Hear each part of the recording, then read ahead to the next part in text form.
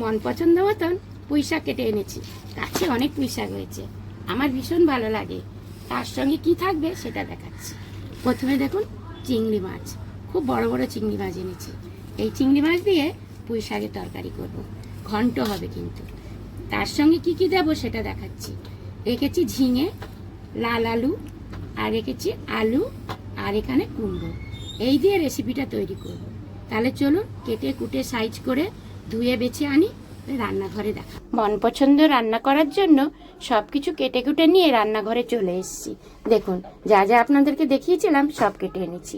চিংড়ি মাছ কেটে এনেছি, ডাঁটা আছে, এখানে কুমড়ো, তারপরে হচ্ছে আলু, লাল আলু, আমরা বলে লাল আলু, কেউ বলে মাটিতে নিচে থাকে আলু, আর নিয়েছি ঝিঙে।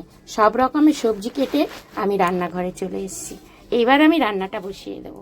দেখো গ্যাসটা ধরিয়ে কড়াটা বসিয়ে দিয়েছি, কড়াটা গরম হয়ে এসছে। এবার আমি কয়েকটা মশলা ভেজে নেব। শুকনো লঙ্কা, তেজপাতা আর 5 রকমের মশলা আমি ভালো করে ভেজে নেব।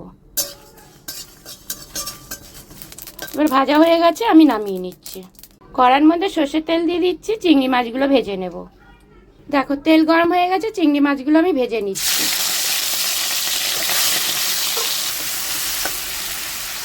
দেখো চিংড়ি মাছ ভাজা হয়ে গেছে, এবার আমি তুলে নিচ্ছি। এই তেলের মধ্যে আমি ফোড়ন দিয়ে দেব। শুকনো লঙ্কা, তেজপাতা এবং অল্প আমি জিরে ফোড়ন দেব।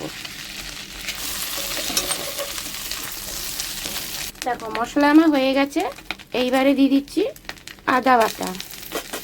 আদাটা একটুখানি আমি এইভাবে ভেজে নেব। এবারে দিচ্ছি পেঁয়াজ কুচি। পেঁয়াজটাও নাড়া নাড়া করে নাড়িয়ে আমি লাল লাল করে ভেজে নেব। দেখো পেঁয়াজ আমার কষানো হয়ে গেছে, ভাজা ভাজা হয়ে গেছে। এবারে আমি আনাজগুলো যে কেটে রেখেছিলাম সেই আনাজগুলো পরপর দিয়ে দেব। কুমড়ো, ঝিঙে, পুঁই ডাঁটা, আর দিচ্ছি আলু, আর দিচ্ছি লাল আলু দিয়ে ভালো করে কষিয়ে নেব। কষিয়ে নিয়ে তারপরে আমি মশলা দেব।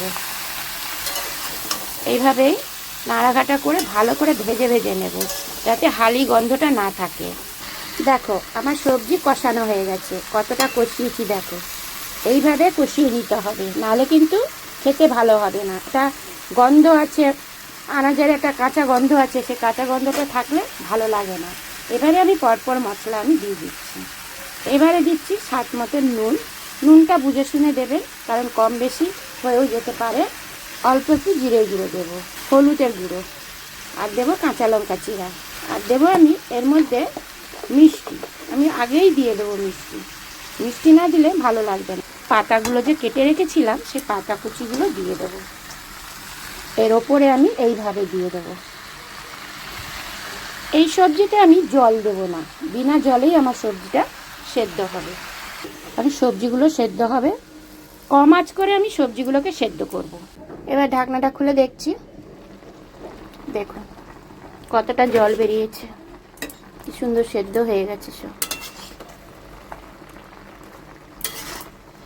দেখেন কোনো জল দেইনি আমি, জল ছাড়াই রান্না হচ্ছে। জল দিলে ভালো লাগবে না। দেখি সেদ্ধ হয়ে গেছে নাকি। হ্যাঁ সেদ্ধ হয়ে এসছে, আর অল্প একটু বাকি আছে, সেদ্ধ হয়ে যাবে। আবারও আমি একটু সেদ্ধ মানে ঢাকনা দিয়ে রেখে দেবো, 5-10 মিনিটের মতো সেদ্ধ হয়ে যাবে। পুঁই শাকের ঘন্ট আমার রেডি। এইবারে আমি চিংড়ি মাছ দিয়ে দেবো। সব সেদ্ধ হয়ে গেছে, দেখলেই বোঝা যাবে সেদ্ধ হয়ে গেছে। এবারে আমি চিংড়ি মাছ দিয়ে দিচ্ছি, ভেজে রেখেছিলাম সেগুলো দিয়ে দিচ্ছি। আর দেবো এর মধ্যে যে ভাজা মশলা করে রেখেছিলাম সেই মশলা গুঁড়ো দিয়ে দেবো। একবারে দিয়ে আমি ভালো করে নাড়াঘাটা করে আর একবারও ফুটিয়ে নেব। চিংড়ি মাছটাও মানে সেদ্ধ হবে, আর তার সঙ্গে গুঁড়ো মশলাটাও যে আমি দিলাম সেটাও খেতে ভালো হবে, এর সঙ্গে মিশিয়ে যাবে। এইবারে আমি বেশি ঢাকা দেব না, 5 মিনিটের জন্য ঢাকা দিয়ে রাখবো। এবারে আমি ঢাকনাটা খুলে নিচ্ছি। কালারটা দেখি কত সুন্দর কালারটা হয়েছে শুধু, আর গন্ধটাও হেভি বেরিয়েছে। আমি আর শুকনো করব না, একটু মাখো মাখো রাখবো, ভাত দিয়ে মেখে খাবো তো, একটু মাখা মাখা রাখলে ভালো হয় খেতে।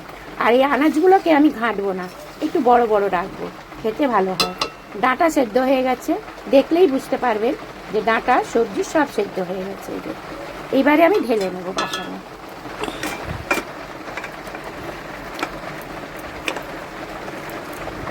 আমার এখানে প্রচুর বৃষ্টি নেমে পড়েছে, আওয়াজ শুনতে পাচ্ছেন?